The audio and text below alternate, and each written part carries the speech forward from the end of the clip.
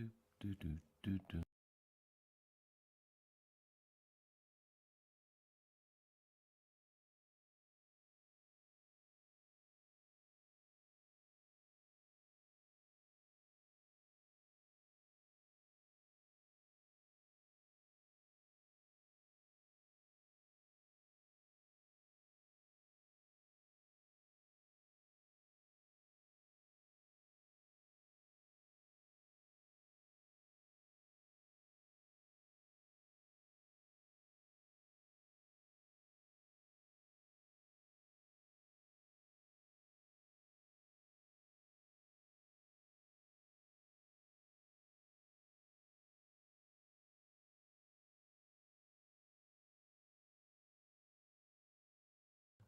Pretty little lamb, pretty, pretty, pretty.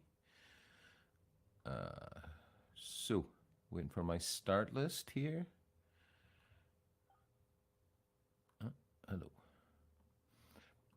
Okay, Gabriella, hopefully you're listening in here. I'll just go and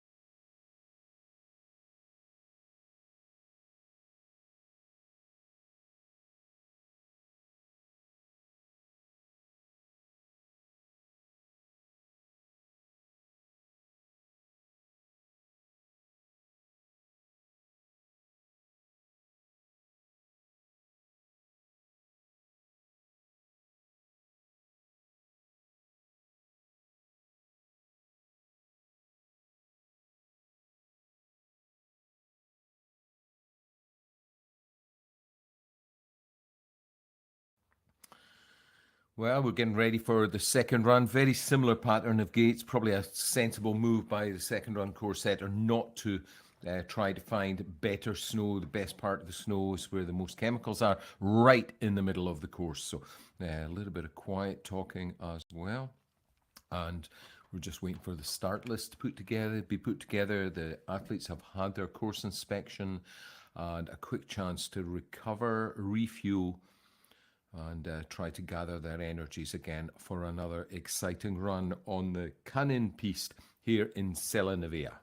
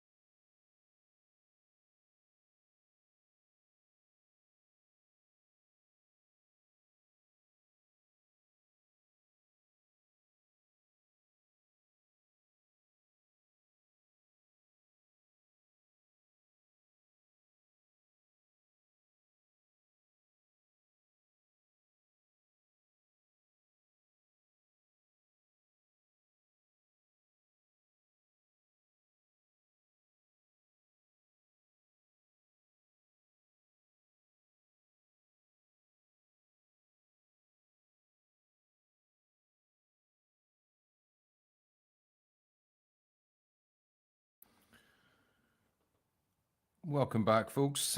Glad to have you here on FIS TV. If you're just tuning in this afternoon, you're joining John Clark here presenting the second run from the giant slalom competition here at the World Cup finals. It's been a bit of a topsy-turvy season, as we know, because of weather mainly. Lots of cancellations and rescheduling of races. And here in the Cannes piste, under the darkening skies, I have to say, it's very grey and damp out there. We're ready to go with the second run. Monika Hübner, one of the German coaches, has reset the gates, and we've got no double gate there. So it's 37 gates, all very straightforward, left, right, left, right. Plenty of challenges, though, on the slope itself. For those of you here that were here with us this morning, you'll have seen the weather conditions. Look at the temperature, +9. That's ridiculously warm, even for what is now almost late March. But here in the Julian Alps, as with many of the resorts, we're struggling for snow.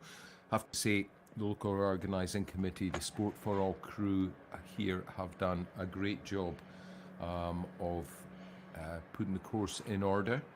Now the final touches have been done by the local military and the Carabinieri skiers, helped by some of the instructors from Sella Nevea here itself, and just over the other side of the hill, of course, Tarvisio, the sister resort, sister ski area.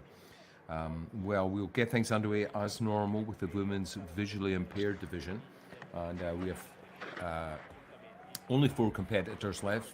Sarah Choi, unfortunately, didn't make it down the first run. 8 competitors still in the standing competition in the women's division, and the sitting skiers, it's quite a small field to start with, but all 4 successfully negotiated that first run. And Annalena Forster of Germany, she started with bib number 1. She goes 4th this time around. She's the fastest, so she has to come last. Now, on the men's side, to be very hotly contested. Johannes Eigner leading the visually impaired. For the stand-ups, it's pretty tight as well. Arthur Boucher had a great run. Robin Kusch with a later start number, unable to capitalise on the smoother surface of the snow, and the bumps also causing a lot of trouble for the guys in the sit skis at the end of this morning's proceedings. But Jesper Pedersen just staying ahead, and no more of Jeroen Krampscher of the Netherlands. So as to say, a real nail-biter coming up, and I have to take back what I just said about the course. There is one double gate there right behind the graphic, that red-blue double on the left foot, and it's on one of those sections of the course just where it goes from being quite flat to steepening up again. So line choice will be quite crucial there.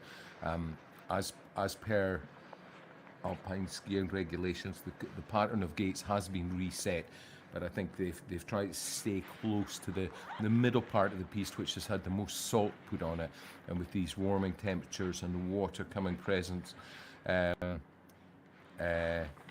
it's definitely the best idea is to try not to make the course too turny, but again, not too straight. Straight courses cause short, sharp holes.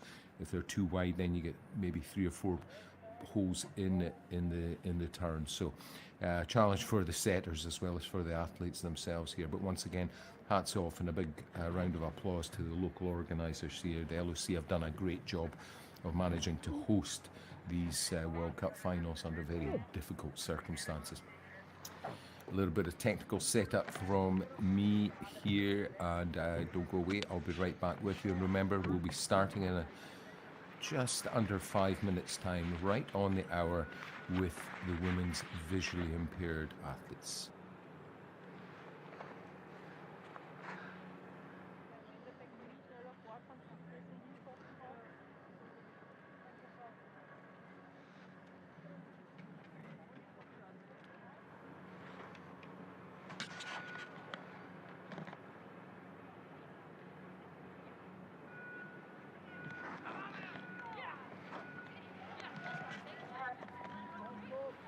Well, we're underway already. Menna Fitzpatrick of the British team with her guide Katie Guest on course.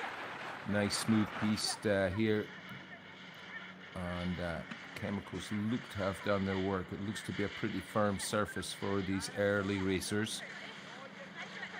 Now, Fitzpatrick, a bit more urgency about the pair skiing this than in the first run. They've got time to make up, we know that, but Menna really is the queen of the second run charges, I have to say. So they're, to my eye, certainly giving it everything they've got.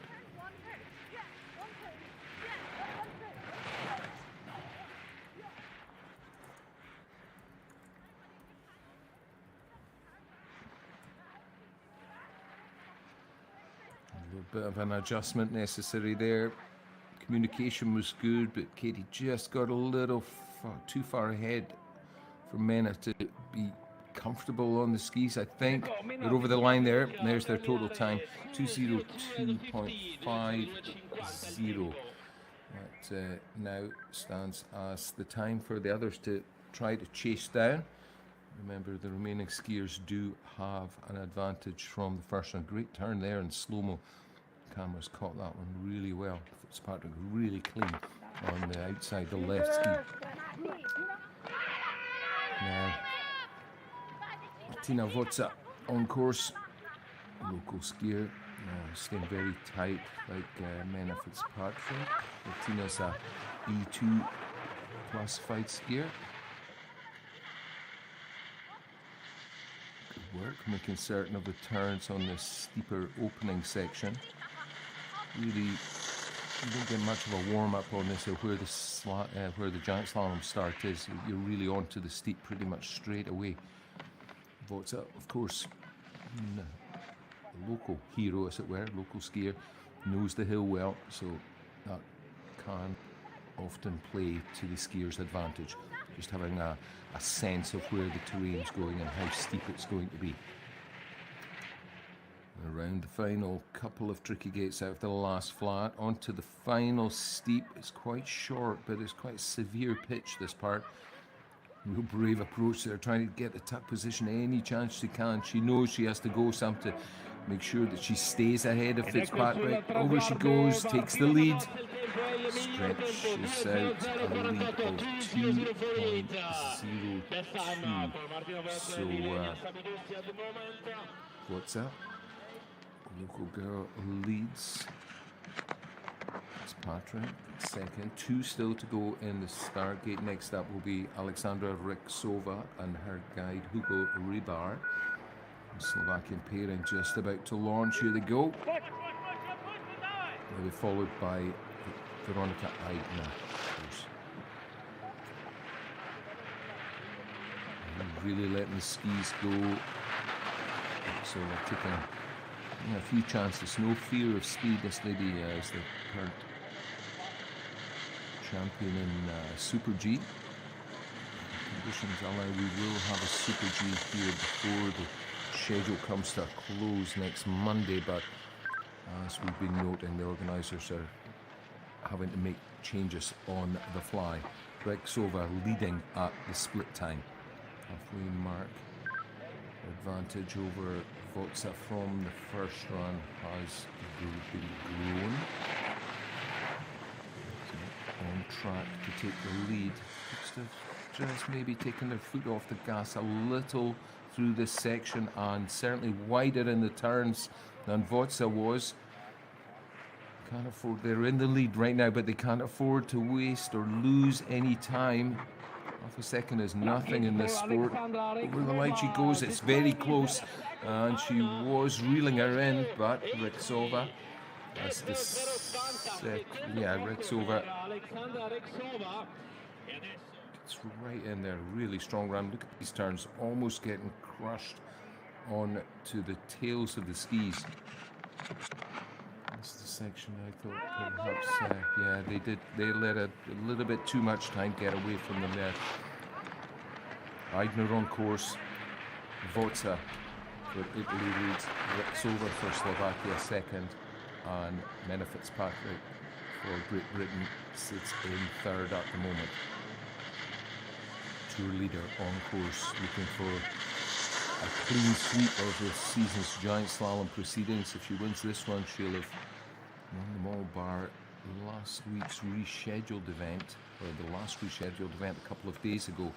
But at this rate, it should be plain sailing. They just don't want to risk too much. A lot can go wrong, even when you have a healthy buffer of about 5 seconds. Saw the placings between Votsa and Rexover switched between first and second runs. The Austrian girls keeping it nice and steady here, heading for the line. Clock ticks on, 153. Yeah, it's enough, and then some besides. Eigner takes another win, and the final 100 giant slalom points of the 24 season go to her credit as well. Great turn, staying well over the front of the ski. Nice solid ski, making certain that those bumps don't throw her off balance. Good guiding, little check almost every gate. Sister Elizabeth doing a great job there of getting the guides row well defined and doing a great job of guiding Veronica to her final giant slalom victory of this 2024 season. Votsa second, Rixova third, Fitzpatrick for Britain in fourth.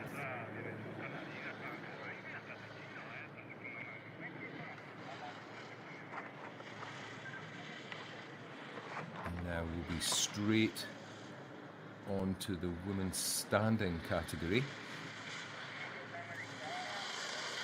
Those slippers are doing their job on the fly, just out of sight of our cameras. Right after each racer goes, they send a couple of slippers right on cue. Here comes somebody trying to get the ruts flattened out. And a quick podium shot here.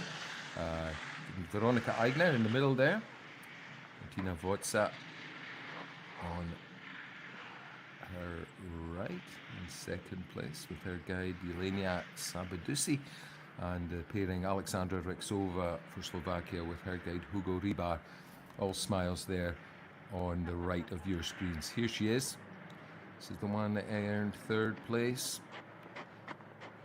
Just slightly cautious on the lower half in this second run. I would suggest that's a tactical mistake that she could ill have afforded, because when we look back at Martina Votsa's run in these same turns, she and her guide really were taking chances right on the limit. Look at this, Votsa just hanging on to her balance and no more. And Eigner, the best blend I think we've seen of risk-taking along with a respectful way to approach the course, not just trying to go too quick, but with good skills, staying on top of the skis. Let's hear from our winner. You raced your first giant slalom here today. How did you feel on the slope today? The slope is very soft and it's not easy, but we give the best, and yeah, I hope tomorrow and the second GS is better. But yeah, the weather is very warm and I don't think so, but we give the best. Yeah, the slope was very bumpy and the snow is soft, but yeah, we give the best and we hope tomorrow for the same result. And yeah, we hope the same result in the slalom and in the GS. Same question auf Deutsch. Wie war das Gefühl heute auf diesem Schreck? Ja, die Strecke ist sehr, sehr weich. Also man muss sich auf den Schnee definitiv einstellen. Der erste war ein bisschen drehend, der Lauf, der zweite war schneller und wir haben das Beste gegeben und Gott sei Dank ist das Beste dabei rausgekommen. Ja, genau. Also die Piste ist sehr weich und auch sehr ruppig. Wir geben auf jeden Fall unser Bestes und hoffen, dass wir das gleiche Resultat auch im Slalom und im Riesendorlauf bestreiten können. Congratulations, thank you. Gratulere, Maiden. That was great hearing from the girls there, and hearing from them in German as well. They're able to express themselves a little more. Oh, that's a disappointing start to look at the women's stand-ups. Shame, Ali Johnson just getting caught out there on those bumps.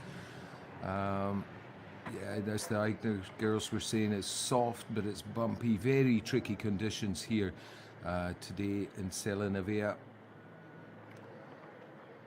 Quick look back, we pick Ali up just halfway down. Just one of those little rolls, and she was just ever so slightly inside and a little bit on the back of the skis. So no room for errors here in the second run. The snow is very quick, but soft and bumpy as we've been hearing. So you really need to be on your toes.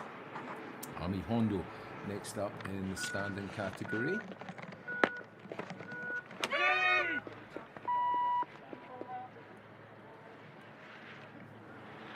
Just readjust my start list on my screen. Ami Hondo makes some very strong turns up on this top pitch. Drift a little bit, compensation, not quite getting on the edge, particularly on the right foot, quite getting on a clean edge early enough in the turn. Keeping the momentum. It's a real athletic skier, this lady, massive, real hard worker, you know, in terms of her gym work and her physical conditioning. She gets away with a lot because of that stretch. She's so close to going too far back on the skis, but tweaking the tail of the ski just to get a little more out of the edge, a little more out of the structure of the ski at the tail end of the turn.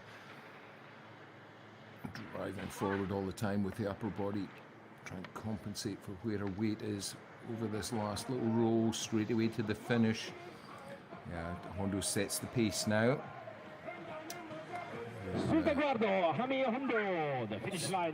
Two down, a little tumble, but should be all right from that one. And third up, the next of our Austrian athletes.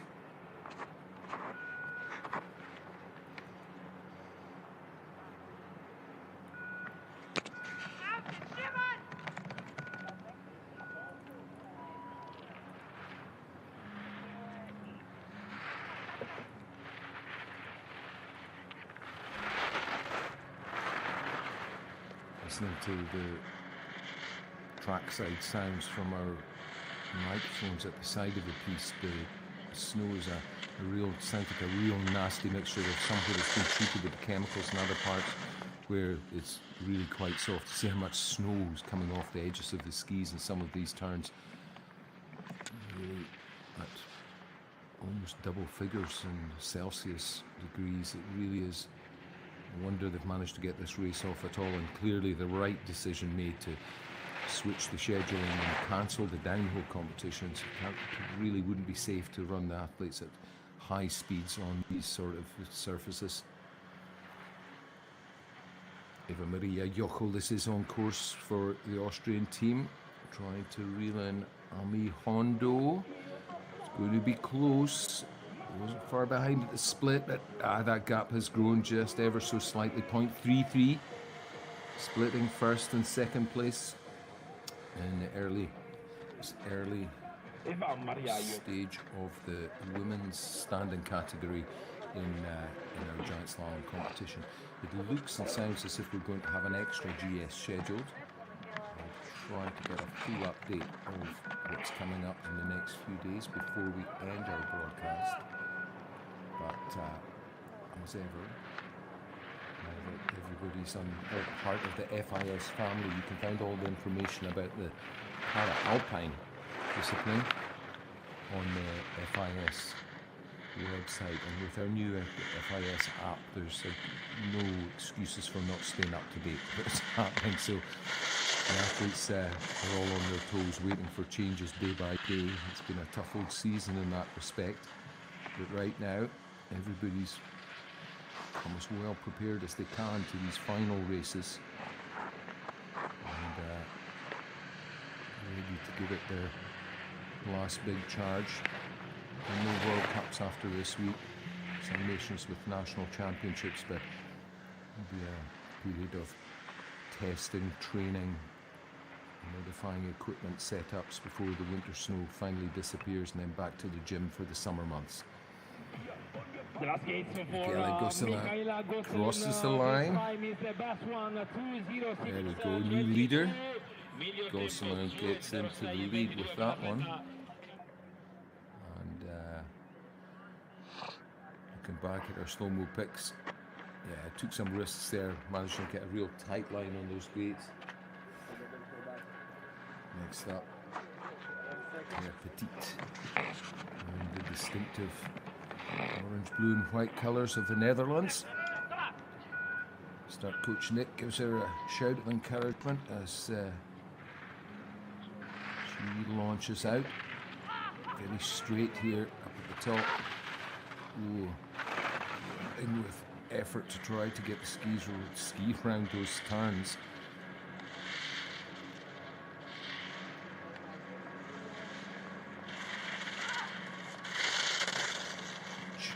From the ski signifying she doesn't quite have the grip that she would ideally need. These turns, oh, and again, has to dig really deep in that turn. Keeps herself on track though. This is a really difficult course, I have to say, for the three trackers. You know, skiing with just one ski. Obviously, all the load has to be taken on just one leg, but having the mechanical disadvantage of being on the wrong edge here when she's standing over her little toe. These rollers and washboard styles of bumps that we have on the piste here really work against the LW4 and LW2 skiers. Gives it everything she's absolutely got, and yeah, gets the lead. That's a reward. Whoa. Almost feel the pain in my own legs watching that. These turns, great work there by Claire. She's come on leaps and bounds the last couple of seasons, and now really beginning to mix it with the best on the World Cup Tour. So she watches, and talking of the best, here's one of the best at the Para Alpine World has seen a champion, a non-stop champion for many, many years, flying the tricolore for Les Bleus.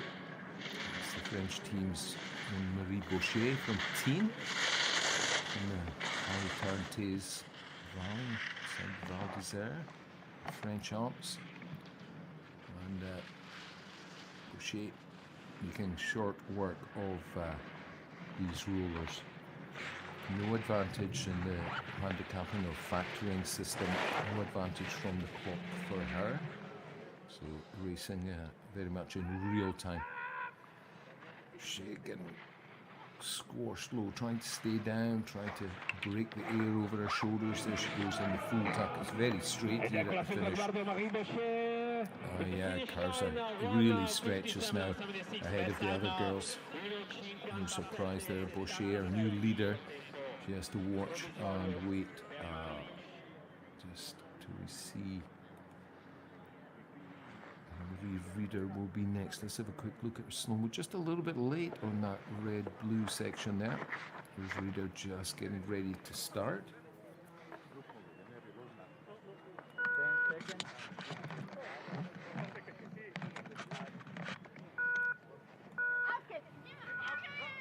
Reader on course. She will find that Boucher put down a very, very strong run, particularly the gates she could see from the start. So she knows she can't be complacent and sit on the slim advantage she had over the French girl from the first run. So yeah, taking the risks here.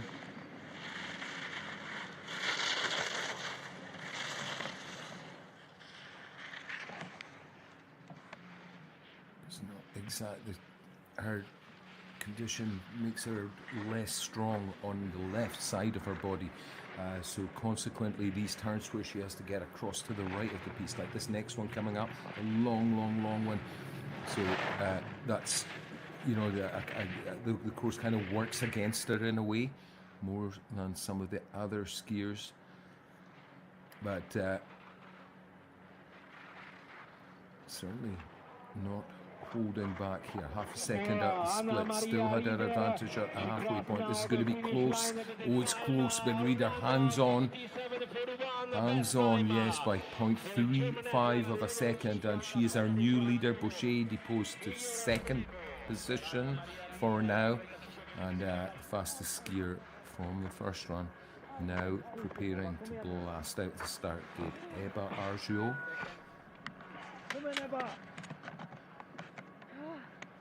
There she goes. Big push. Really getting as much momentum under her skis as she can right from the get-go. She too has a single-sided impairment on her left side. Very, very poor muscular development on the left side, particularly in her leg. So again, this course, which swings mainly to the right, so a lot of left leg, left foot work needed to be done. It doesn't give her any extra assistance, that's for sure. And with only less than 3% advantage over Boucher from the factoring system, from Boucher and from Reader, of course, she needs to take every chance she can. 1.4 at the split. Should see her safe, I think, tucking for the line, and yes, grows that advantage, and Arjo takes another victory in the women's standing category. Can't believe that's great news for her. She's wearing that red bib, and as we've been explaining through the earlier categories, the red bib leader has accumulated the greatest number of World Cup points, and she's just taken another 100-point score courtesy of today's win. That's great news for her. And yeah, the emotion showing, it means a lot to her, obviously. She knew she couldn't be complacent after her first run. You know, she did well in the first run. She had a good gap between her and the other girls, 0.77 of a second. You'd think she would have maybe throttled back, but no. Mark of a real champion, that kept her foot on the gas, just looking to grow that advantage.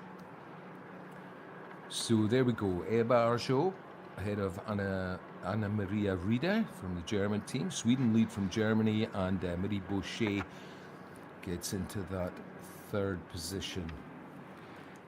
Claire Petit for the Netherlands. Next, Michaela Gosselin for Canada. Ami Hondo for Japan.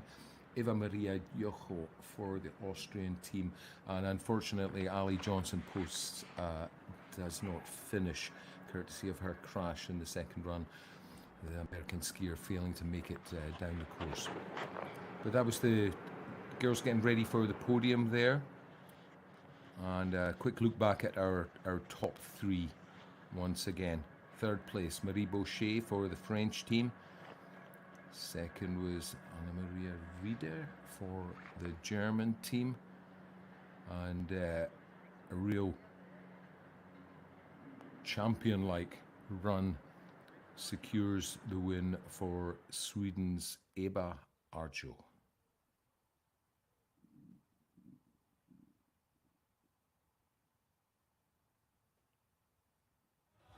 Ebba, you're leading the giant slalom ranking so far. How do you approach the final races? Do you feel any additional pressure? Yeah, I do, because you know the globes are in stake, so of course. Ja, det gör jag ju, för att globerna, det är viktigt nu, varenda poäng räknas liksom, så ja, det är speciellt. How did you feel on the slope today? How was your run? It was hard, one of the hardest races of the year, I think, for sure. For my leg, and I think for everyone here, it's pretty harsh, and the second course was not for me at all, but I was really determined to like push everything. Yeah. Again in Swedish? And ja, alltså det är skitjobbigt här, det är jättedåligt underlag och inte lätt alls, men jag pushade 100% sista åket nu för att jag behövde verkligen det. Banan var liksom inte för mig alls. Thank you, congratulations. Great words from our Swedish winner, you know. Great to hear the athletes talking in their own language. The emotional content of what they're describing really shines through, and you can feel the fire that burns in these competitors when they describe their run. Really tough, as she said. So we're back. We're straight into the action. All the amendments have been made to the start gate and so on for the sit skiers. And Laurie Stevens, a veteran of the American team, gets us back underway. I'm joining Laurie here just about the middle point of the course. And she goes, well, so we saw this for sit skiers earlier this morning. The ripples and bumps really test the abilities of the athletes, but also the technician's setup of the rig. It's a whole different part of the sport, actually getting the equipment set up right for the sit skis. And depending on each individual's morphology, depending on their disability, what movement they have, and depending how high up their torso they can move. There's just a whole wide spectrum of different setups that the rigs can achieve to enable the skiers to control the ski. You see here in the slow-mos, ski just skipping off the snow. So I think we had some of our slow-mos mixed up with some first run pictures there, but this is definitely,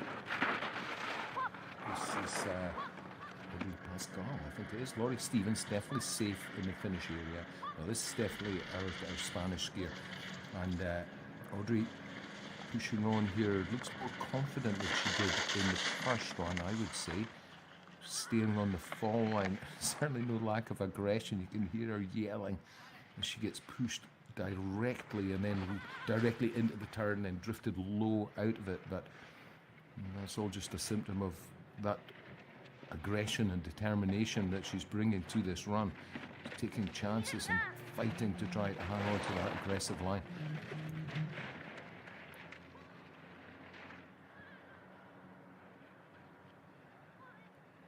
The rhythm changes, I understand more. Ebba Arsho said she didn't really enjoy the course wasn't for her, I think was the words that she used. The rhythm changes in the course are quite severe, so it's important that the athletes read the line well, because those rhythm changes combined with the terrain can trick them, and even in the finish area you need to be concentrated right to the end. Hopefully Audrey's going to be okay with that, but just look at how hard she has to work in these slow-mo pictures, slamming the ski sideways because she's run in a little bit too straight, and then the rig kicks back, so have to try to stay on top of the action, on top of the ski is a real challenge today because of these bumps. Van Bergen for the Netherlands. Taking a measured approach, I think it's fair to say, up on this top section.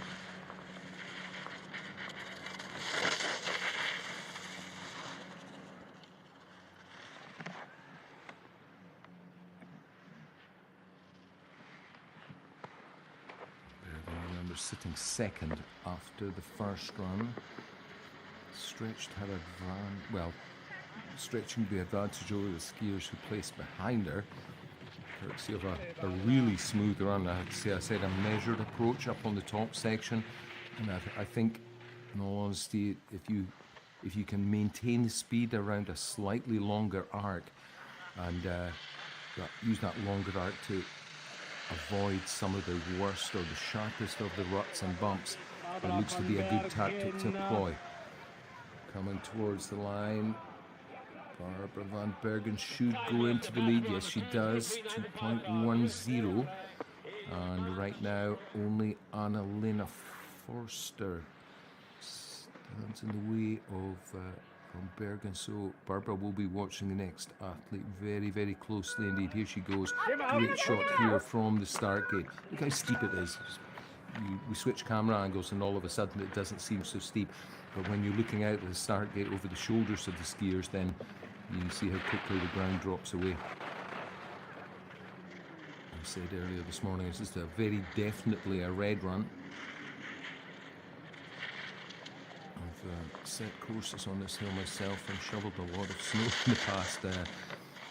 Sella Nevea is well named, usually blessed with ample snow, but this year the warm temperatures have taken a lot of it away. Anna-Lena Forster knows that she doesn't have the luxury of relaxing, because 0.77 of a second isn't much of an advantage. So her tactic seems to have been to go all out. She's grown that advantage now to 1.85 on the split. Just has to hang on here, try to keep the ski on the snow to maintain control best she can. Right on top of things here, should have this in the bag, barring some kind of disaster. She's over the line, yes. Yeah, very well earned victory there for the German sit skier. And yeah, a little smile this time. She didn't look pleased with her first run, started at bib number 1 and she didn't look pleased. But certainly I think she can now reflect on an excellent day in the office. Smiles all around, everybody safely in the finish area. Yeah, big thumbs up to you as well, Anna.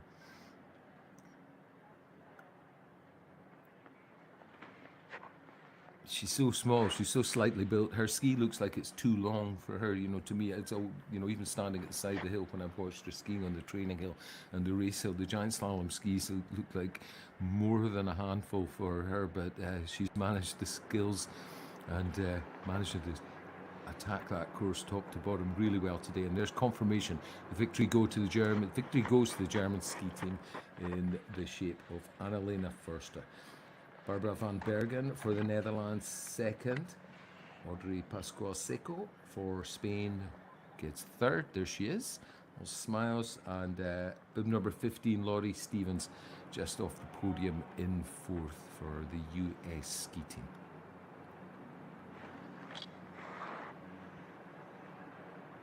Hopefully a quick word from Annalena. She's always got a good summary or always got something to say about her run. I can remember of last chatting with her on the race hill. And then on-site journalist will be with her just in a moment to get a few words of reflection on her performance. Here she is. Annalena, second victory for you today here. Barbara was quite close to you after the first run. Did you feel any additional pressure at the start of the second run? Yeah, sure. It's very close here and that's cool. Yeah, and the slope is very difficult, very bumpy, and yeah, it was not easy. Yeah. Dasselbe Frage auf Deutsch. Wie war das Gefühl auf der Strecke heute? Und zwischen Barbara und dich war ziemlich nah. Wie hat das wie war es? Ja, es war wirklich ein ziemlich enges Rennen und es ist cool, dass es so ist. Ja, es ist auf jeden Fall schwierig hier zu fahren und es ja herausfordernd. Und ich finde, wir haben das, glaube ich, alle ganz gut gemacht jetzt heute. Thank you, congratulations. Yeah, good gemacht, she said. There's her ski technician, Hash. She's looking after the equipment for the German team. And takes care of making sure there's a nice chilled atmosphere amongst his teammates and athletes up in the start area.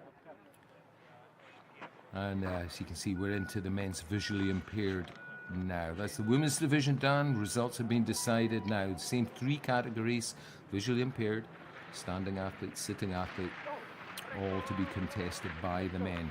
Slovakia on course here, the first of the guys. Miroslav Haros, a very experienced pairing. He and guide Maros Hudik have been at this together for a good number of years and taken a lot of accolades and victories along the way. Miro trying to drag Haro down the hill behind him. Can't afford to get too far ahead though. He's a B2 athlete, so the very limited vision that he has doesn't allow him to see anything very far ahead of his ski tips. You can trust me on that. And Miro really trying to move things up a gear from their first run. That's what the partnership, I guess, have decided. Let's try to reel in a couple of the athletes ahead of us. Looking for the tuck position now as they come towards the finish. Right down over the finish line. And Maros Hudik 202 and 53. Miroslav Haros 202. Just a point to note. I'm the only person talking when these guys are coming down the hill because everybody stays silent in the stadium and on the side of the hill. So the on-site announcer, you can hear him jumping in just as the guys have come to a halt in the finish area. That quiet is necessary so there's no disturbance or extraneous noise to distract the athlete because they're listening intently to the headset in their helmet. They're communicating by Bluetooth between the two athletes, the guide and the athlete. You can hear Jeremiah's there talking about which gate's coming up. Nice, clear, relevant information going back to Alexander Raun, and Alexander executing really well, working well with that guidance and commands from his guide.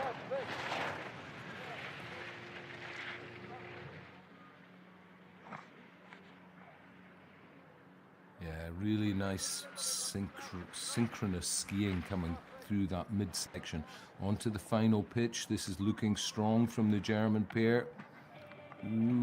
Very close to contact there, just at the line, but they take the lead. Just again, a point of order. If the guide and athlete touch each other, even ever so slightly, they don't have to knock each other over. They're disqualified. So they need to be close, but not so close that they may touch each other. So it's one of the challenges. The guides have to stay tight with their athlete, but not so tight that they may crash into each other. Poland up next. Michał Golas and his guide Kacper Walas. They've got 4.5 of a second by my estimate over the German leaders. That was close. Another bit of guide etiquette here, I'll point out. You're allowed to hit the gates, but you're not meant to, because as the poles move around, that's another distraction or disturbance for your athlete who's following just maybe a couple of hundredths of a second behind you. So you really have to, it's a big workout for the guide. You have to stay away from the gates but still stay skiing fast. So like an able-bodied athlete would do on the FIS World Cup Tour, they're smashing every single gate.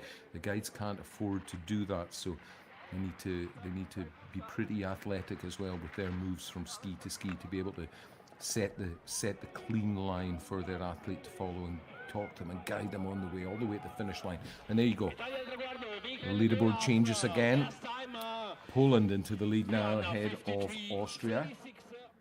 Slovakia demoted to third. Michał Golas, our new leader. Quick look at their slow-mo picks here. Now on course, we're ready with the big Back up to the top. Looks like a very French catsuit to me. Yesaf de la Place and Roy Picard, his guide. Very accomplished skiers, these guys.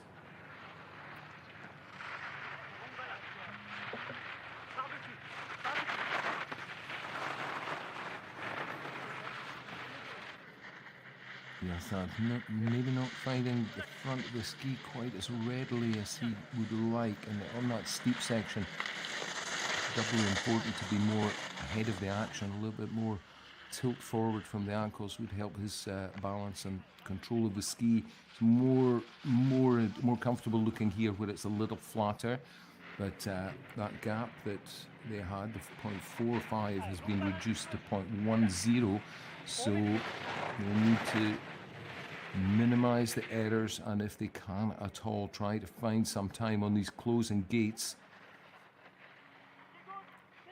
Gets dropped low here, has to make a big recovery up to the red gate. He should be safe from here, but that could have easily cost that 10th advantage they had. Oh, well, there you go.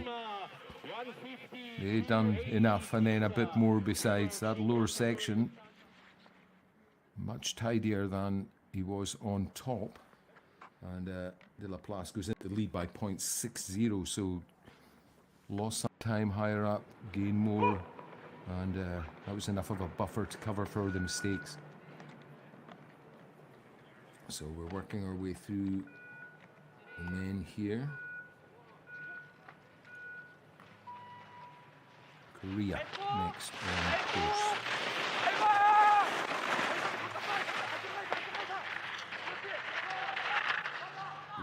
Self-defensive move there from Mingyu Huang. Again, a lot of purchase from the ski, particularly on the left. He seems much stronger on these turns here.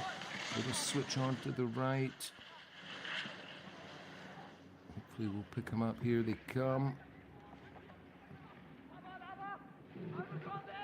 Standing tall.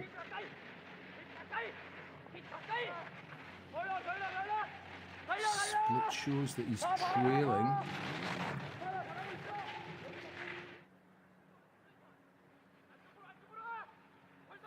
Working hard every single turn. And lots of information going back from the guide. Sure, you'll forgive me for not being able to translate on the fly there. Over the line they go. drop back to third place. That'll be a little bit disappointing because certainly to my eye, they both really gave it their all. And just some of these turns, let's see if we can... I'm not seeing any speed lost, any time lost in either of those turns that we saw in the slow-mo. Neither down here, to be honest. Maybe just a measure of how strong de la Place really was in his run a moment or two ago.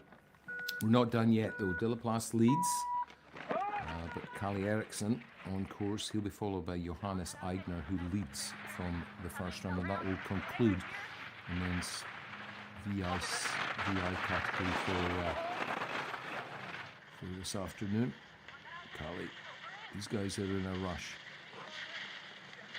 I really know that if they're going to stay in second place, they need to work hard. But I think what their tactic is, they're going to try to overturn the lead that Aigner has from the first run.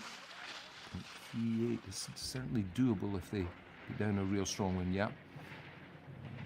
46 now. That's grown their advantage over their current leader. And so close to the gates. Really tight for a B2 skier. Ooh, wow. That was close.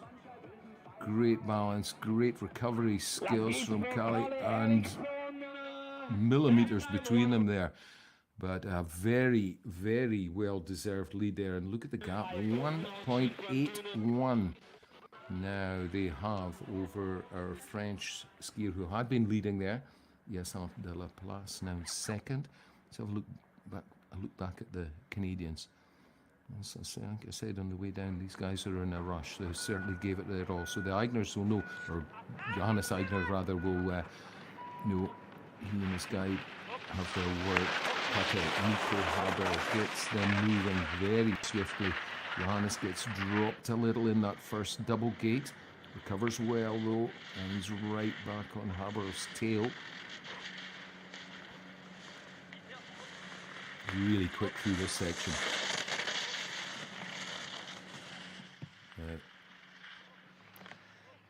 All of the guys in the top placings are all B2, so they all have the same factoring. So this is really just an out-and-out race. The factoring doesn't really play into it for these top positions at all today. Shoulders hunched forward. Johannes really driving the ski best he can. Allows it, when he gets kicked out of balance, it means he can recover really quick. A little hop there because he was late into the tuck early. Oh, this is a real charge for the finish line by the Austrians, and it's enough. I knew it was going to be a close run thing here today. 0.53 is all that's in it, but Johannes Aigner takes another giant slalom victory to, as he begins to wrap up this 2024 season. Some really nice pictures here from our local broadcasters. The slow-mo showing the level of difficulty the skiers are facing today because of the snow conditions, and really bumpy, soft but bumpy. It's a really strange combination, but one of the worst combinations. These athletes would prefer it smooth and bullet hard. Anyway, there we go. Aigner takes the lead, takes the win here, ahead of Eriksson for the Canadian team. And a very strong second run charged by Yassin de la Place, enough to earn him third. Moved up his rankings from the first run a couple of spots. So again, we've just been saying it all day long. These final competitions that really are so hotly contested. Everybody's prepared to give it their absolute all, just for one last roll of the dice, if you like, before the winter finally comes to a close.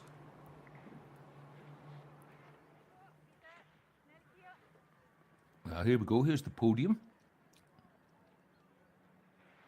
Our guides in their respective pink and yellow bibs.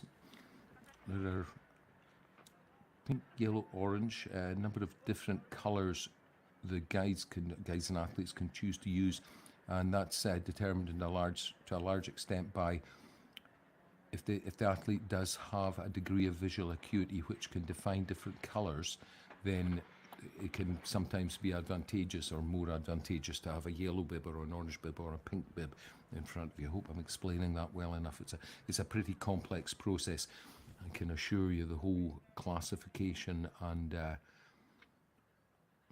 whole process of bringing Paralympic athletes onto the snow. But these guys and girls have done a fantastic job of showcasing their sport so far today. That's 4 of our 6 divisions decided so far. And these slow-mo pictures, you know, it's a bone-shaking journey down this cannon piste. Really so bumpy and choppy. Great work by every single athlete. Never mind the winners. There's certainly no losers here today, that's for sure. Johannes and Nico, you were already in the lead after the first run, but the battle was tight with Calais. Did you feel any additional pressure at the start of the second run? I feel a little bit pressure, but a good pressure, not a nervous pressure, and that the pressure was good. It was a little difficult to find the pressure on the ski, and we have a little bit problems with the distance, but it was okay, and yeah, we are happy that we are first. How was the second run for you? Yeah, very bumpy, but all in all it was fine, and we're happy that we are on the first place. Dieselbe Frage auf Deutsch. Das war sehr, sehr nah mit Calais. Wie hast du zusätzliches Druck am Start von Second Run gefühlt?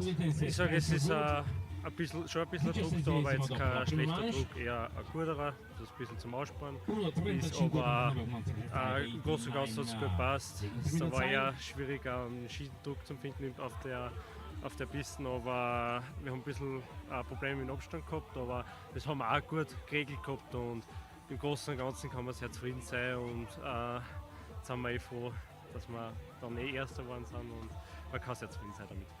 Vielen Dank. Congratulations.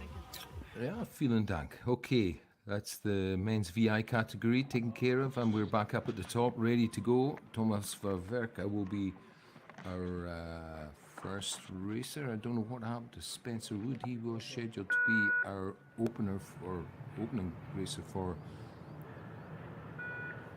this run. Perhaps we missed him during the podium, so I'll try to bring you up to date with that, or maybe the graphics will allow us to gain some insight. Okay, on my graphical presentation on my screen beside me, Spencer is safely in the finish area. He's posted his second run time. His total time, which is now the time to beat, is 2:08:31. So, Thomas Vaverka, of course, he had 0.58 of a second advantage over Spencer Wood at the start of this run. That's now dropped to 0.43. So, it's a shame we missed it, but it looks like Spencer Wood had a pretty strong run.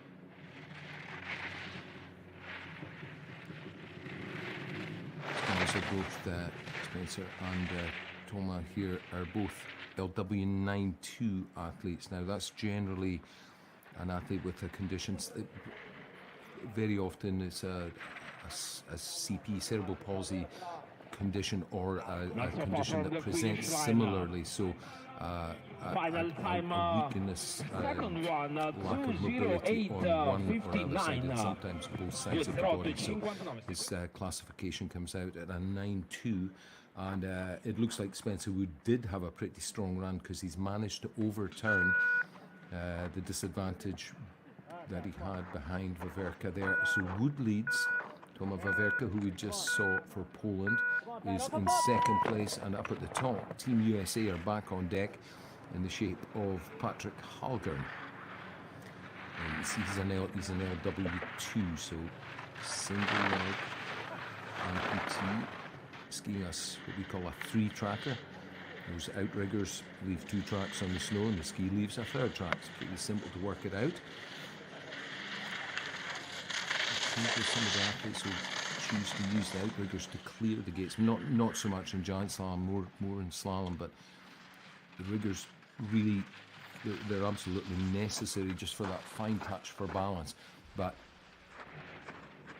getting a tight line close, so that your ski and your body come close to the gate, becomes an extra challenge because of the outrigger, being in the way. See there, Patrick having to tuck his outrigger in at every gate, or more or less every gate. And meantime, that leg takes an absolute pummeling on those lower gates. Great work here, tucking for the line. Over he goes, Patrick Calgar. It's USA 1 and 2. We have a new leader. He's down on his back. But there, that's the look that says, I earned that. He really did. What a great run. Oh, look at this in the slow-mo. Oh, our graphic just got in the way there. You missed the bumpiest few turns where he really got a hammering. But yeah, he's delighted in the finish. Marcus Nilsson-Grasto is our next athlete. 14th after the first run for this Norwegian skier. There's an LW1, so he gets a pretty hefty... Sorry, excuse me.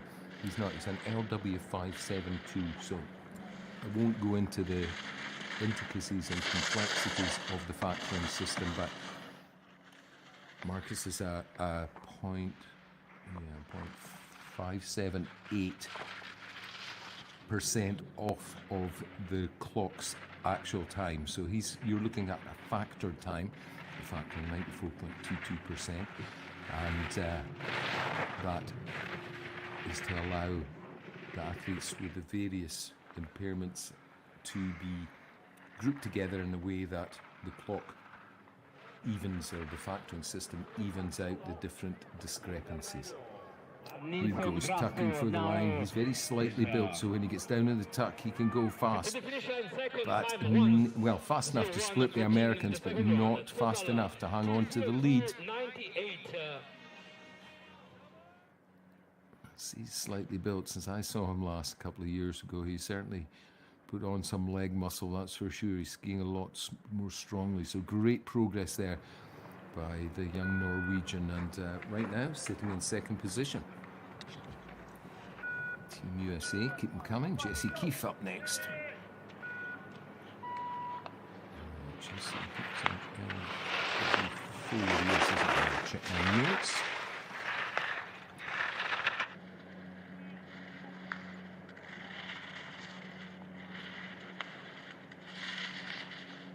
Great turns here. It's an LW4. He's skiing with a prosthetic limb, right? So his factor, you can see on the screen, 97.12. He doesn't really get much time off at all. So that speaks volumes for what you're seeing on screen. He knows he doesn't get much of an advantage from the clock, so he really has to take risks, tucking and pushing, trying every trick. Look how hard he's hitting the gates. That's wild. Great work, though. Very exciting to watch. Let's hope he can hang on through this bumpy lower section onto the final little steep into the tuck. It's quite straight here and down towards the finish line. He should be safe home with this one. Does he take the lead? Yes, he does. America are back in positions 1 and 2.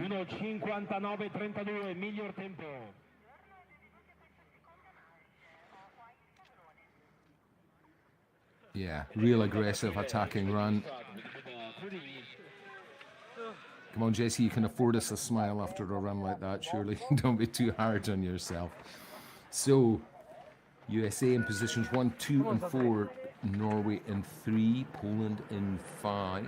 And Finland on course. Santeri Kiveri. Another young lad with cerebral palsy. So he's a 6'8" I say I won't go into too many of the intricacies of the classification system. It's a study, an academic study in its own right. I'll save that and we'll pay attention to the action here. Santeri, good job around these turns. He got bounced a little wide on the left footer at the entry to that little traverse section, but managed to straighten it up. But he could have made or carried more speed through that flatter section, I think, if he'd lined it up a little better. So the turns that are ahead of him are the critical ones now. what's done is done. Round he goes. These are the last two wide turns. After this one, should be able to get down and into a tuck position. Yeah, there he goes. Last 3 gates and Last then the 10 finish seconds line, or so are final pretty straight, time pretty for flat. Over he goes, but only second. Jesse Keefe, courtesy of that wild ride of his, hangs on to top position. Hoping he can climb up a few more ranking spots. So Terry having to take 2 bites at that red gate there.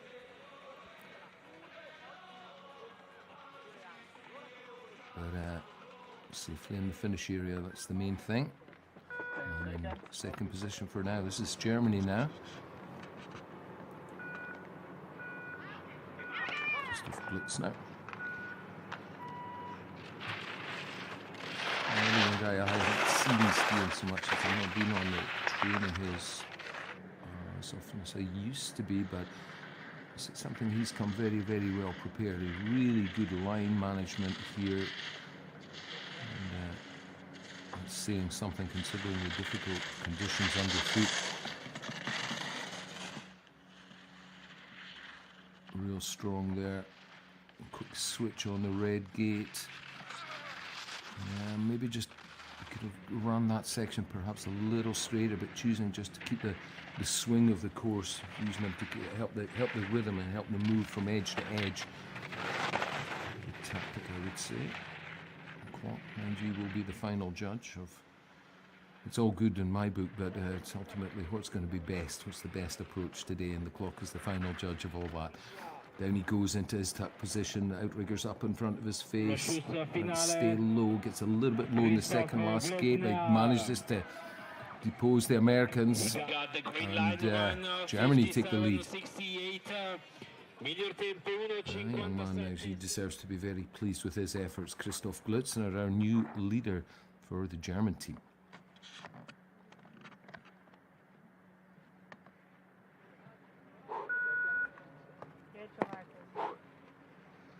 Markus Salcher, our next skier for the Austrian ski team.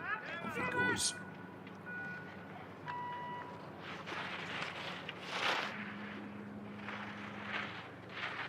Markus caught a little on the tails there just before that double gate, and the double gate's on his weaker side as well. He's attacking this, looking for a super straight line, I would say.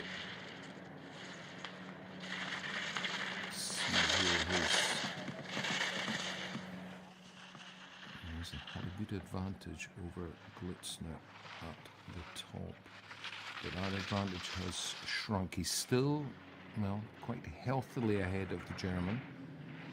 He's lost about 0.3 of a second of that advantage on that top part of the course. Looks more settled lower down here. Over onto the final little pitch. Just to drive this one if he can. And he goes into the tuck. Obviously a real speed specialist, so very comfortable there in the tuck position, and has actually made up some of that time he lost on the earlier turns. 0.79. He doesn't look pleased though with the run. Perhaps he thinks that's not going to be enough to move him up. He was a little further back than he wanted to be. There's no denying that after the first run, but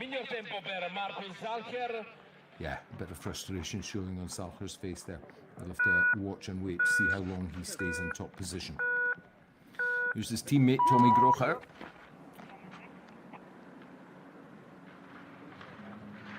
Tommy's he's an excise man. Oh, Thomas Grocher, that's such a disappointment for him. Just going a little too aggressively on those early gates. There's been periods in his career where inconsistency has kind of plagued him. You know, he left himself too much of the turn for lowering in the turn. Dropped his body into the inside of the turn, and the outside ski unloads and lets go as a result. Just maybe just rushing things a little bit too much there. But in the end, the result is does not finish for him. So, Austria out on the sidelines there, but Austria stay in command of the race in the shape of Markus Salcher, our current leader. So we'll just wait the full interval of what should have been occupied by Thomas's run. And our next athlete will be back with the American. Oh no, not. Excuse me. We're back with Jules Segers. We've got 3 Frenchmen in a row here: Jules Seger, Oscar Burnham, and then Jordan Broizan. Packed very closely together. The 3 of them are all within about 0.3 of a second. Of course, French. Their ace in the hole is Arthur Boucher, fastest skier from this morning's Giant Slalom first run for this men's standing class. So the French coming here with talent in abundance.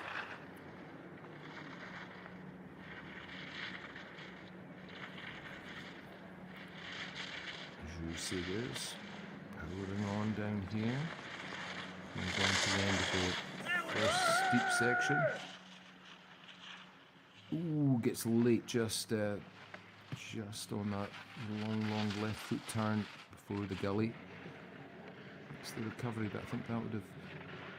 Oh, that's it. That'll definitely cost him time. It's an obvious one, that one. But you see, he's lost time there on the split. The split time 0.1 plus 0.12 in red means he's dropped time on our current leader, Marcus Saucher. So can't afford any more mistakes.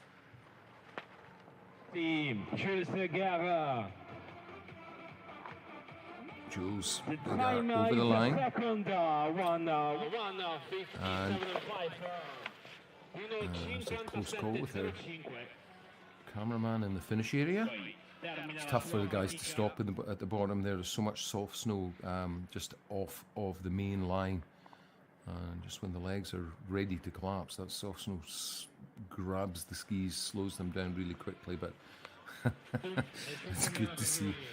Yeah, hasn't dented his character at all. Okay, Saucher continues to lead. France have got another athlete on the hill.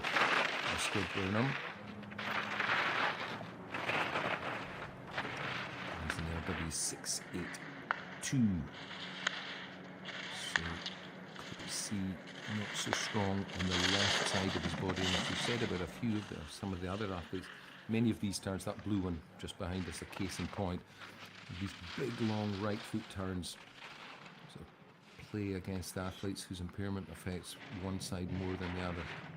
This long turn here in particular, that double gate turn, which we see from 2 different angles, it's one of the crucial ones, but Burnham did a great job of really nailing it. So this could see a change in the leaderboard if he keeps this up.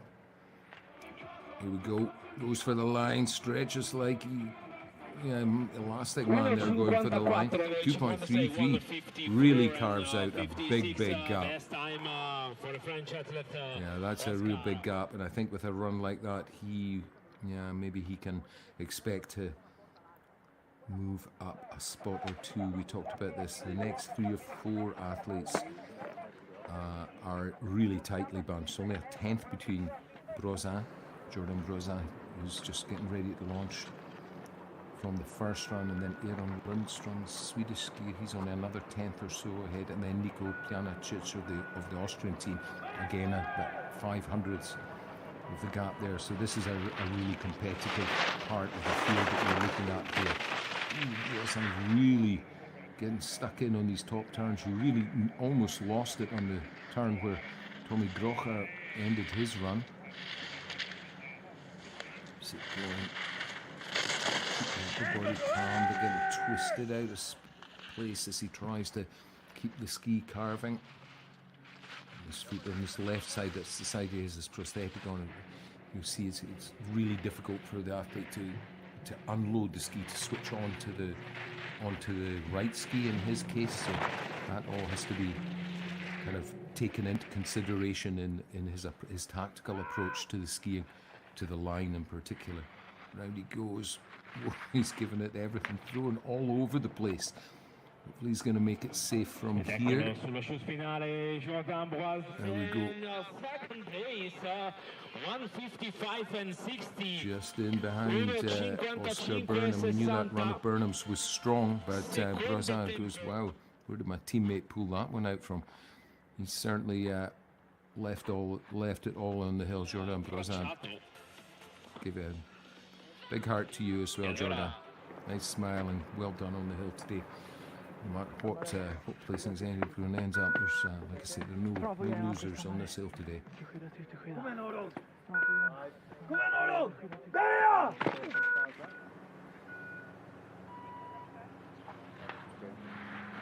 Lindström now for the Swedish team.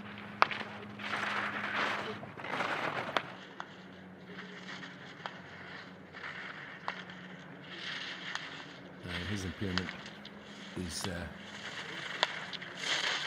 hefty enough, if you like, to earn him any advantage from the clock. So his factor is 100%.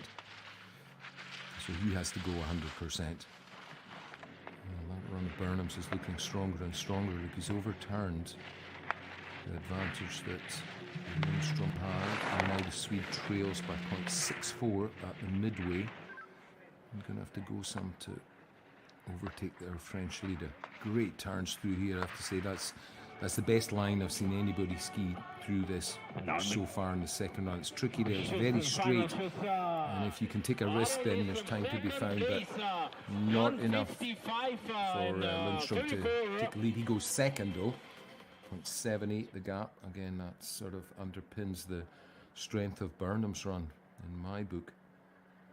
Lindström smashing the gates out of his way, but couldn't do enough.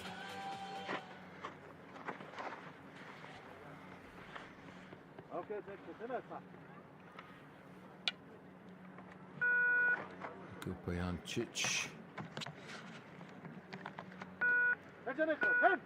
launches out of the start gate.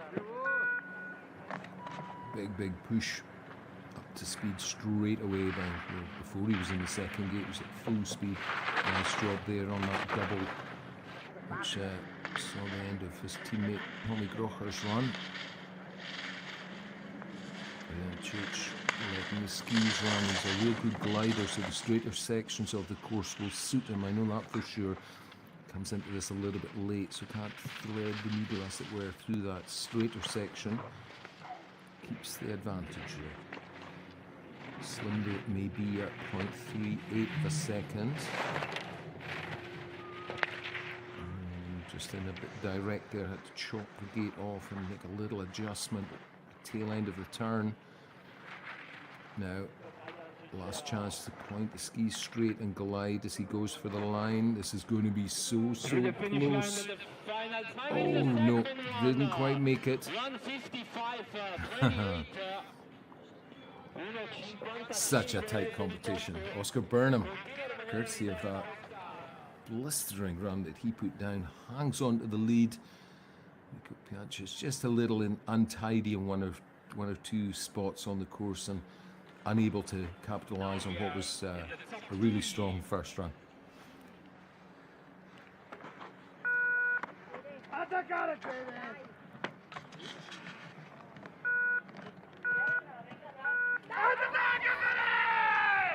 Federico Pellizzari, Italy on course, and of course this is a home favourite. Pellizzari really going for it, and we mentioned earlier Giacomo Bertagnoli, a top visually impaired skier from the Italian team.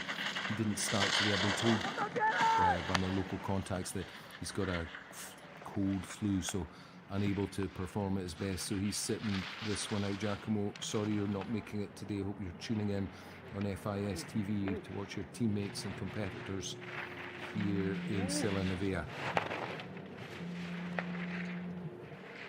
Federico Pellizzari going very strongly here, but again, it's not much of an advantage he has at the split. 0.49. He's into the closing 8 or 10 gates now, looking for speed at every opportunity, and yes, finally Burnham gets deposed from top position, and yeah, Pellizzari delighted with his run. We have a new leader, Federico Pellizzari. A risky run, I have to say, but the risks paid off.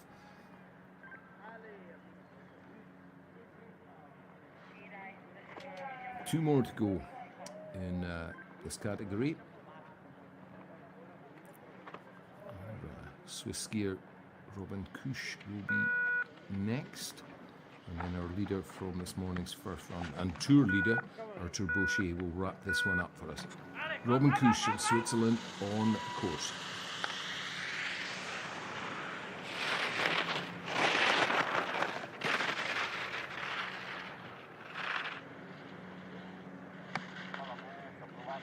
A real rivalry between Kusch and Boucher all season, well, for years now actually.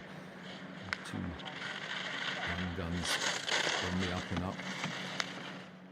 So Kusch with a point to prove, gets pushed low on that blue gate and again on the following blue and high-sided on the double as a result of having to make the adjustment on his less strong side. So it's a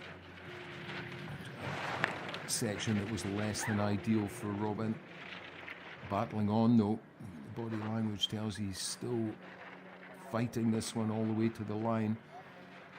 Tries to push forward, very comfortable in the speed events is Kusch, so happy there in the tuck position. Over the line he goes, and well, look at that.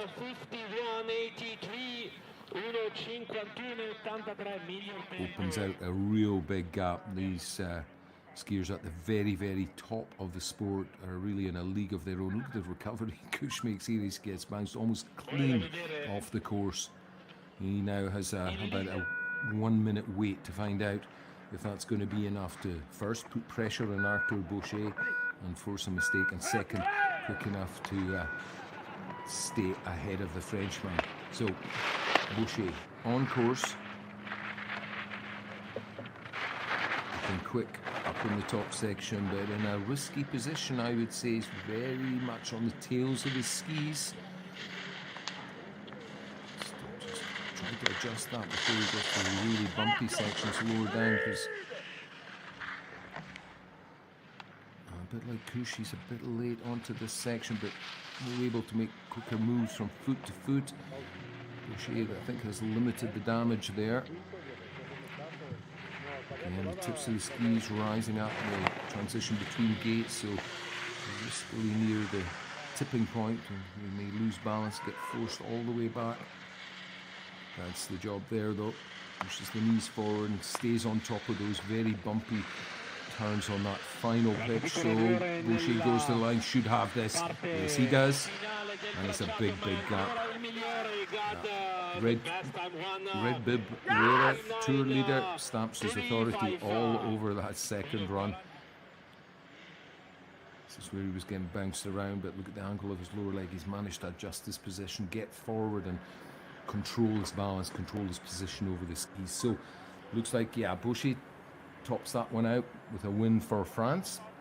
Switzerland gets second place, courtesy of Robin Kusch, and the host nation, Italy, of Federico Pellizzari in the bronze position. Third step of the podium for him. A tremendous run, I have to note, from Oscar Burnham in the second run. Put him in fourth position, just off the podium. And yeah, who knows what it could have been if he'd gone a little bit quicker. Unfortunately, Tommy Grocher there with a DNF beside his name, crashing out on the fourth and fifth gates. So our podium lines up. The usual contenders, you could say. These guys have been swapping podium places, but Boucher really having the most consistent season of the three. And I think he's topped this off nicely with today's victory and an extra 100 points to his tally.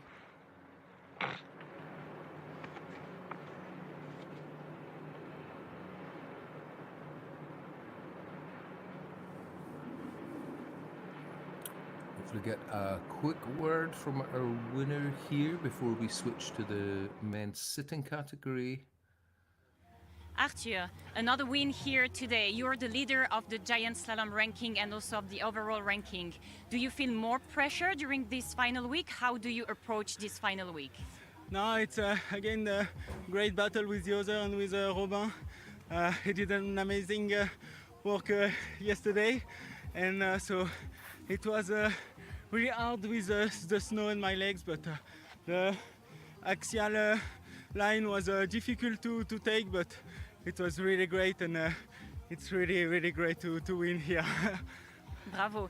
Même question en français. Tu es le leader du géant et aussi le leader overall. Est-ce que ça vient avec plus de pression? Comment tu approches ces finales? Bah, il n'y a pas plus de pression en fait, c'est un peu comme d'habitude un combat. Je sais que de toute façon, bah voilà, avec Robin on sera encore soit lui soit moi. Souvent c'est voilà, on se bat un peu pour la première place. Il y a tous ceux derrière qui montent aussi, donc on sait qu'il ne faut pas se relâcher. Et c'est ça qui est cool, qui pousse à toujours aller plus loin. Là, le tracé était quand même pas facile. Il était vraiment dans un mode axial vraiment, vraiment rapide. Et du coup, c'était compliqué. Mais c'était très, très content d'avoir cette victoire aujourd'hui.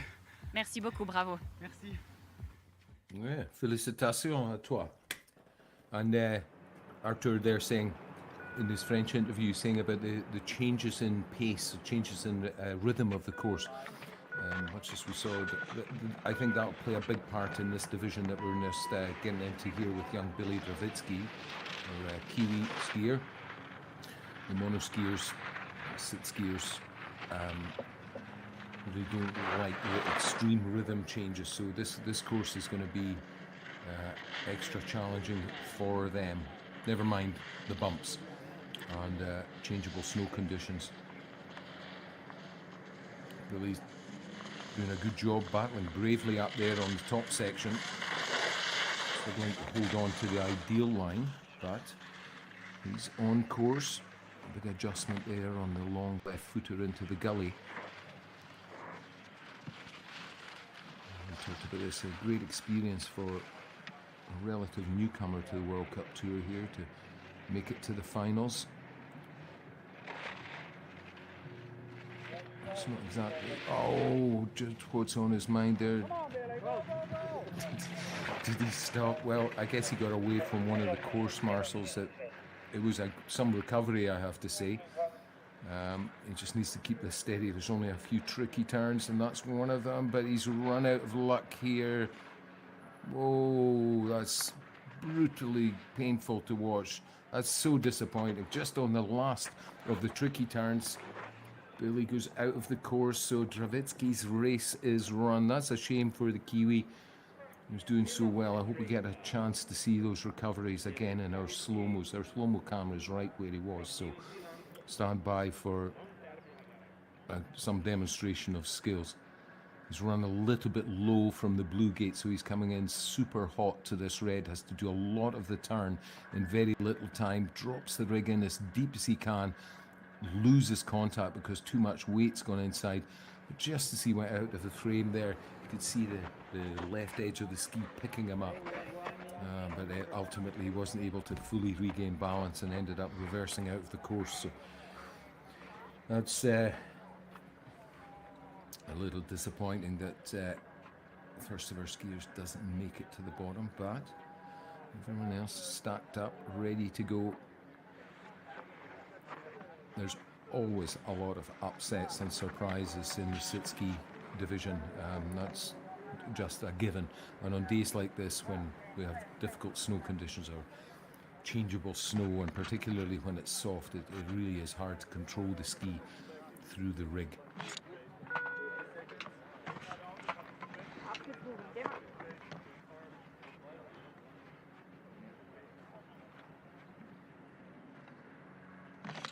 I guess we call it, the jury must have called a delay. I don't have any information on my screens as to why. Maybe they're just doing a little slip down on that bumpy bottom section, but it looks as if Roven's just about ready to get going. Yeah, here he goes. Germany on course, Roven Ackermann.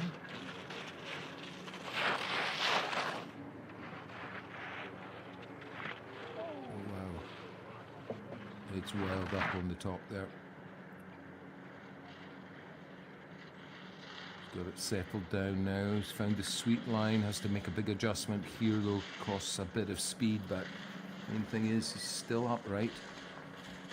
Bounce is coming through these turns towards the bottom of the top pitch. Round this long left foot turn. Negotiates that safely. Gets pushed wide though, and yeah, it takes a pretty wide line through the three direct set gates in the gully. Keeping it going though. So important for the skiers to be able to keep a rolling action from one side to the other. That part of the momentum gets lost. It's really hard to start up a new turn again. So keeping it flowing, keeping the work rate as high as he can manage. Diving in, this is where Dravitsky ran into trouble. Ackermann manages to ride it out. He should be okay from here. No clean turns on the lower section, and Ackermann, our first sit skier to make it down in the men's division. 2:09.29 his time. These gates are going to cause more problems for sure. Those bumps are really severe. Matthew Brewer for Team USA next.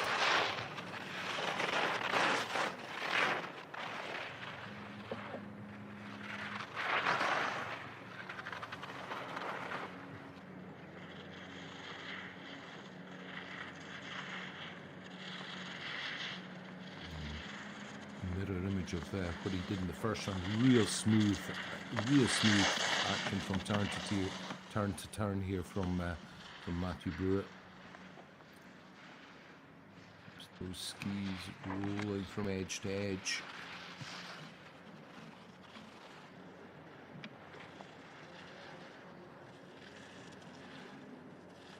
He's a 12-1 classification athlete, LW 12-1, so his factor is a little more generous than the guys who are 10s. The previous two athletes were 10-2s.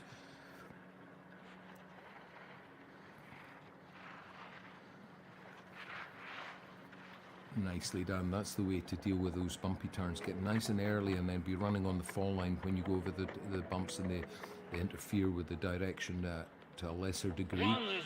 And no real surprise that Brewer goes into the lead with that run. That was really smooth, well controlled, well calculated run. Adjustments had to be made in certain turns, but this is where he set himself up high for that. This red-blue section is the bumpiest part of the course. Christoph Damas, one for Switzerland. He's a 12-1 as well, so he's factoring very close to Matt Bowers, who we saw a moment ago.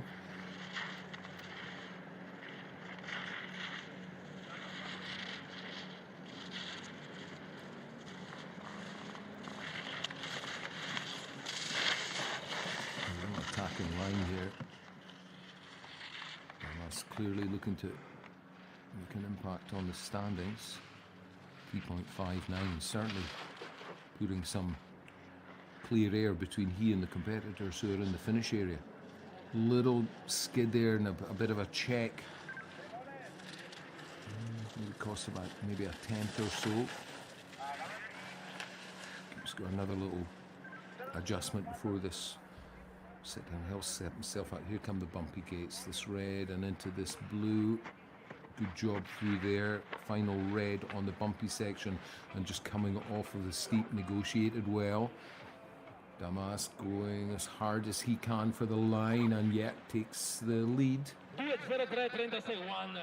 Big gap there. So again, doesn't matter which category you're in, it's finding that blend of how much risk to take and how much respect you want to pay the course and pay the turns that the course setter has laid out for you. So let's see if his teammate can find that same blend.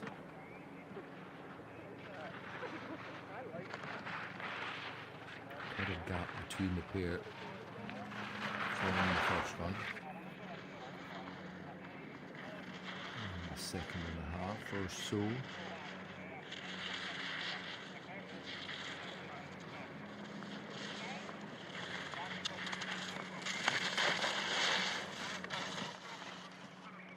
Pascal Christin winding his way through this middle part. Looks smooth to me.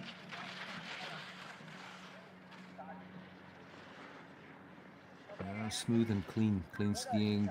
By that I mean, you know, he's not getting thrown out of balance, not having to fight too hard. No big sprays or plumes of snow coming off the edges of the skis where he has to make adjustments. These are all indicators of a well-executed run. Here comes the bumps. How's he going to deal with them? Keeps that same mix going.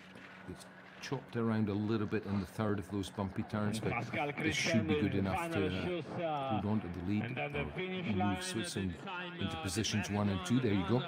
3.72 the gap between the two Swiss riders.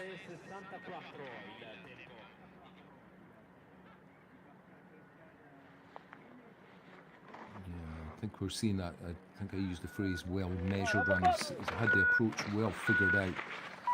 Now, Ravi Drugan, let's see how he goes for the Americans. Here we've got a course report from Brewer. Remember, he's been in the finish area now for about 5 minutes or so. So here we've had time to get a word about the course up to Drugan. See if he can use that to scrape an advantage. Really going deep in these turns, Drugan.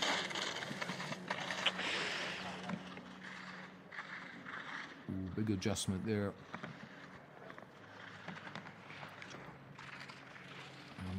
1.22, still has the green lights, still has an advantage, but the split time is just right by where the line adjustment was made, so he'll know that he can't really afford any more mistakes like that if he wants to hang on to the lead. Round he goes, come the bumpy turns, or the bumpiest turns, takes a wide line on the red, tight in on the blue, but gets caught as Rigger catches the gate.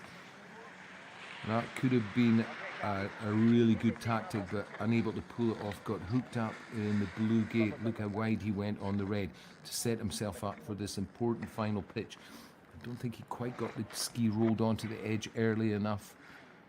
And I had to come back a long way. That was the earlier adjustment. But ultimately catching his right arm with the right outrigger on the blue gate. It was that like 8 gates from home. Saw the end of his run. First of our 2 Japanese athletes.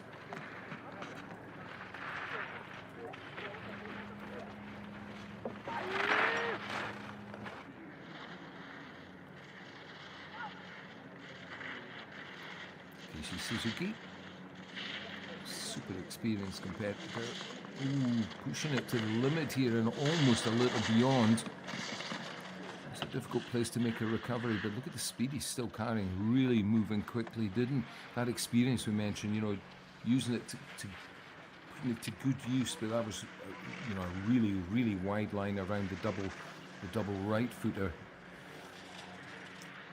And he's got an advantage on the split, but that big looping curve he made. A left-handed curve that he made, surely that going the long way around will have cost him a bit of time.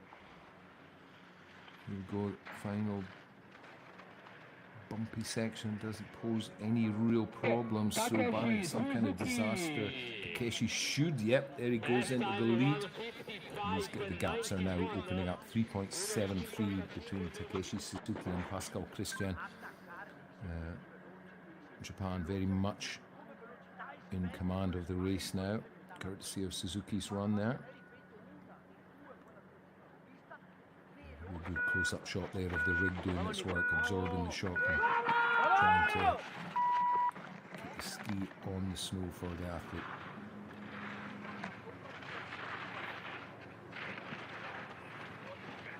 So we're into the final 8 in this men's sitting category. Chile on course, Nicolas Bisquet.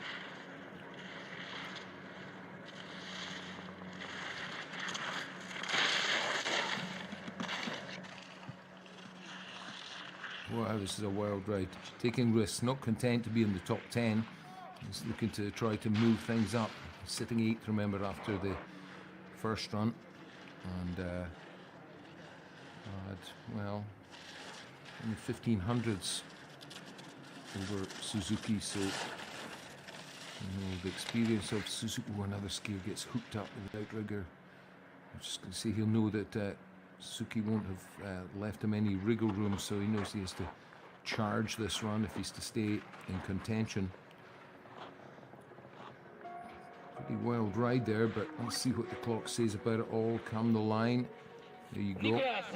Leaderboard changes once again, and Courtesy of some really, really wild recoveries. Look at that. Hudson manages to hang in there. Nicola, be scared, Hudson.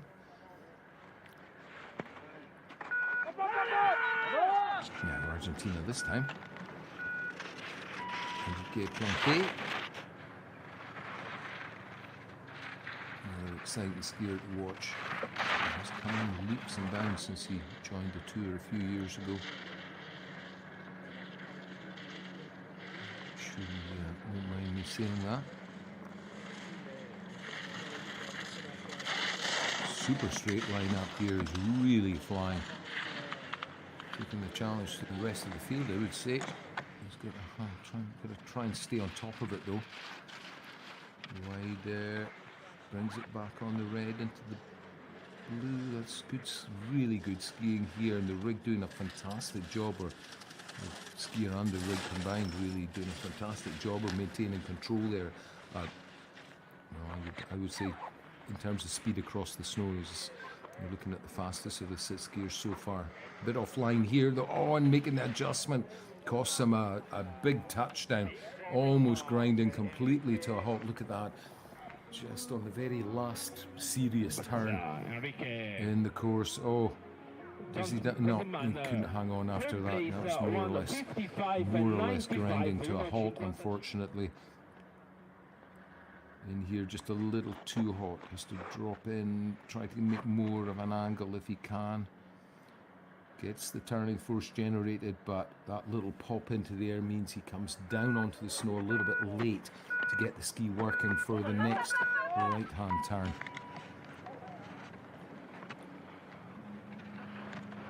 Another very experienced skier here, Kurt Oatway for the Canadian team.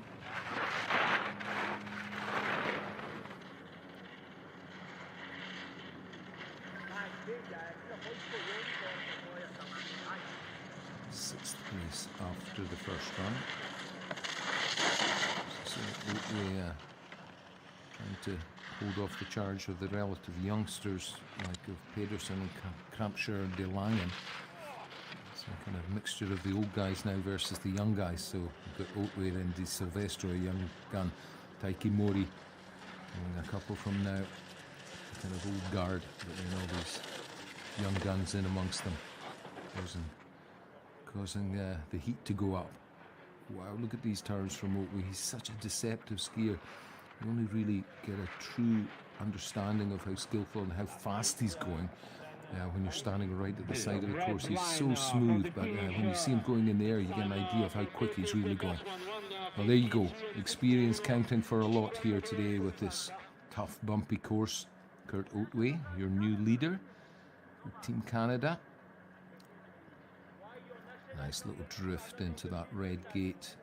Helps him ride those ruts on the exit of the curve. There's Di Silvestro.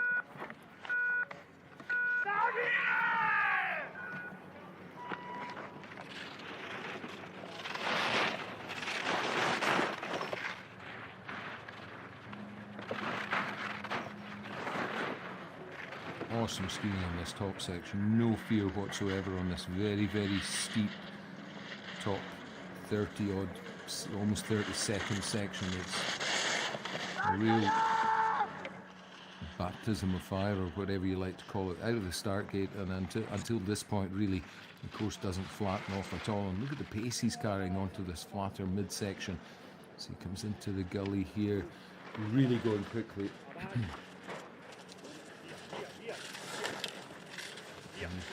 Silvestro seems to have this very much under his control. Tactical approach, the line he's taking seems just perfectly suited to his style and to the way the rig rides over the line. Oh, we knew it was fast, but look at the gap he's opened out. That's amazing.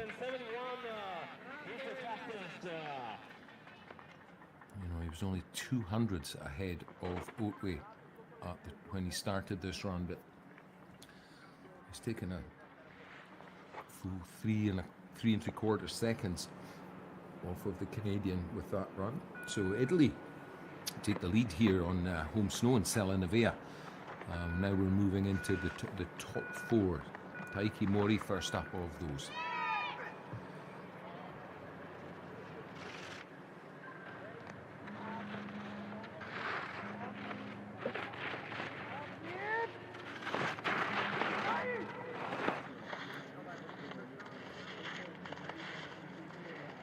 Taiki Mori going very quickly on this top section.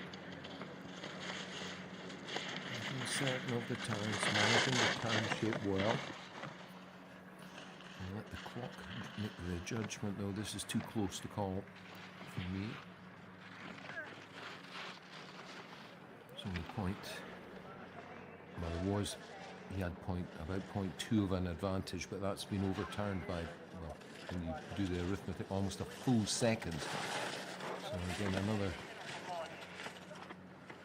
another underlining of De Silvestro's performance. Really full attack, taken to the hill, giving the Italian the reward, and our Japanese skier on screen finding it difficult to answer. I would say it's going to be close, but over he goes. Second place it is for now, but yeah, again, that's the gap that De Silvestro has opened up. 3 seconds and then some to Taiki Mori. It's a very impressive run. We're not done by a long shot. 3 more skiers to go. 2 of them from the Netherlands, 1 of them from Norway. First up, Niels de Langen.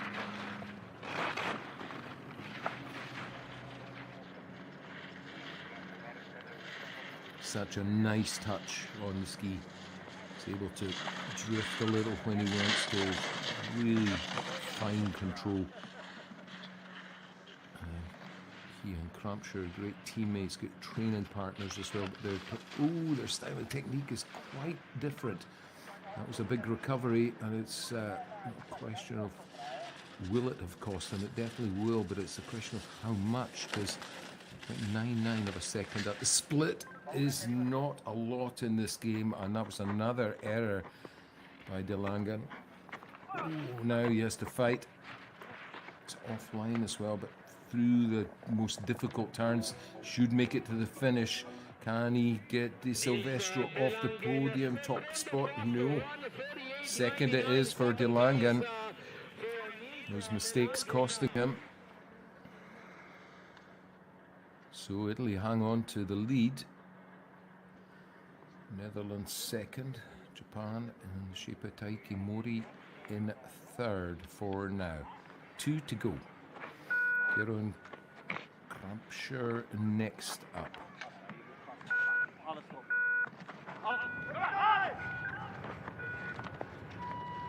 Punched forward in the rig, ready to attack this one. Push back a little in those first couple of ruts.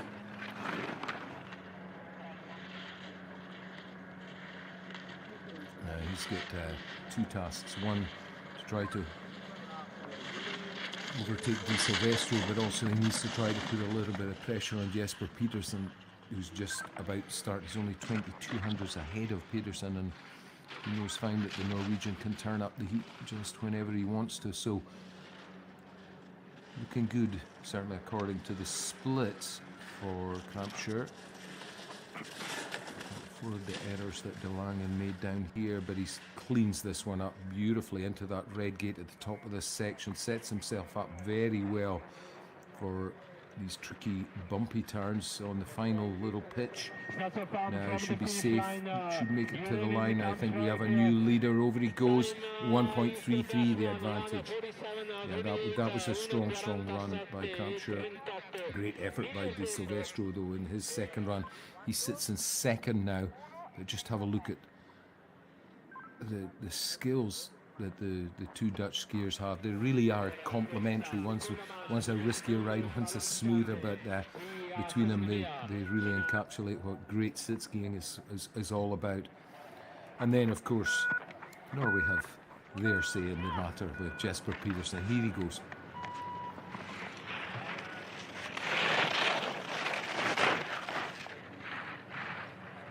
Great character, great competitor, great guy to be on the tour with. See if he can soak up the pressure. He's been in this situation plenty of times before. Multiple medal winner at every level. So he knows what the second run charge is all about. He's got this one pretty well under control, but losing time. Yeah, well, there's it confirmed on the clock, 0.62. Some of these turns on the flatter part running wide in the later part of the turn, and that's really a surefire way to lose time, because you have to hold on to the turn for longer, almost cut back up the hill to make space for the following turn and get around the next gate. So Jesper Pedersen needs to do something if he's going to slam the door on the Netherlands team in the shape of Jeroen Kramscher. Can he do it? Oh no! Misses out. Well, the win today will go to the Netherlands. And a shrug of the shoulders is the summary from Jesper Pedersen. The tour leader will take 80 points from that, but as always, he was looking for the victory. Just unable to manage the line quite as efficiently, or find the risky line that Pedersen took. Silvestro also, I have to say, managed to get that risk-taking balance just right, and an extra thanks for the thrills of watching him in the second run. That second run charge of his was really, really strong, placing him in third. Netherlands are in fourth as well. Niels de Lange, a couple of mistakes from him, knocking him off the podium. And unlucky day for Ravi Drugan and Billy Dravitsky, but valuable experience for those lads. DNF against their names, but they're here and mixing it with the best at the World Cup finals. And well, that's the last podium of the day. Confirmation there. Jeroen Kramscher in the middle there, bib number 59, takes the win. Jesper Pedersen on the left of your screen, trying to get his breath back, second. And Vinny Silvestro, here he is in slow-mo. The Italians, no dents to their pride today. A very, very strong second run charge from Di Silvestro. Alberto Tomba would be proud of that one. Look at how close to the limit he was on that big, long right foot turn. This is Pedersen. Dropped to second from his first run position. Once again, a masterclass in sit-ski technique.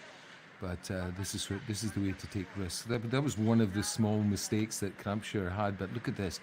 Just managing to hang on to the front of the ski and no more there. It's got kicked into the air. Again, it was a big fight for the win today.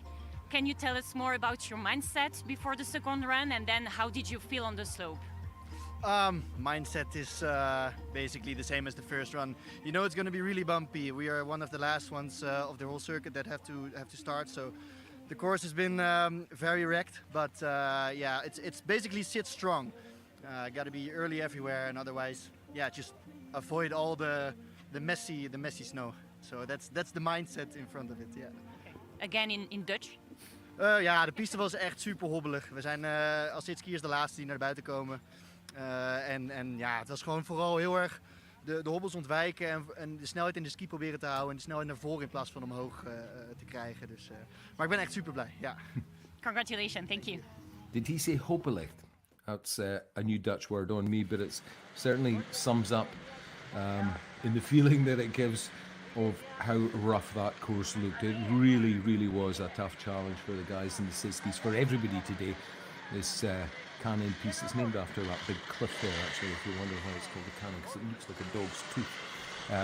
And it certainly had a bit of bite in it today. The guys and girls were tested to the max here, and these World Cup finals, first official day of the World Cup finals program, has shown that this is a really, really tough hill, and a place where only true champions earn their podium placings. So I hope you've enjoyed today's presentation. We've got that final standings to show you, I think, but that's pretty much wrap things up on FIS TV. Remember, the FIS TV app for your mobile devices to keep in touch with what's going on and check on, importantly for the next few days, any last minute schedule changes which the organisers are discussing and debating on a minute by minute basis. So out for changes coming, but we have a fully packed programme across the coming days, and we'll be here on fistv.com on replay as well. So thanks for your company here in Italy. I'm John Clark and I'm signing off for now, but we'll see you soon.